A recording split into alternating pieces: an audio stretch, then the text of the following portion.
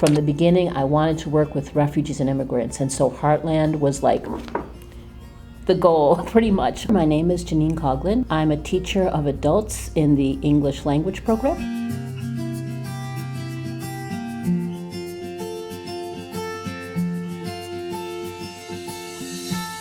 Currently, I'm teaching exclusively online, and I am teaching the citizenship preparation, which prepares students for their interviews to become United States citizens. The virtual learning environment has really opened up this opportunity for a lot of students who otherwise wouldn't be able to attend classes. I work with all adults, of course, and it's such a wide swath of people. A lot of Spanish-speaking folks, recently more from Venezuela, a lot of Ukrainians, Russian speakers, recently Kyrgyzstan. It is literally everywhere in the world. It is such an amazing thing when someone comes and we have that first day of class and we're like, oh, hello, where are you from? And we find out what they did, and it could be engineer, you know. I think it's important for me as a teacher to validate the experiences that they've had before, that we understand that, you know, these are intelligent people with rich lives that are having to start over in this country. You know, we have someone who was a journalist in their home country. And when they get the opportunity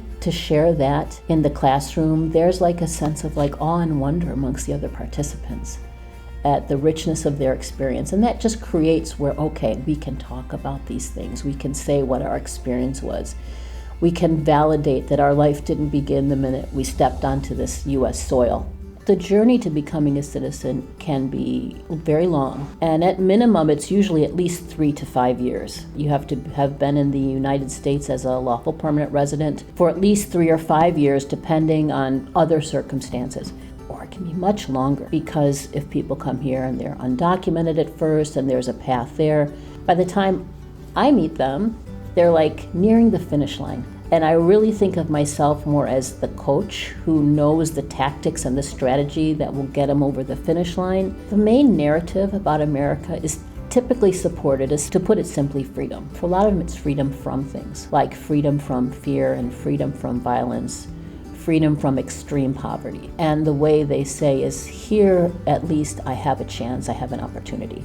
And that's what I hear over and over. The only narrative that I feel that I hear also, which makes the US not quite as much of an American dream, is that in their former life and former country, they had so much more time. And it seems like in the United States, we have to constantly be busy and producing. I could go on for hours and hours about how privileged I feel to be working with this group of people. These folks are very dedicated. There's like triumph and heartbreak.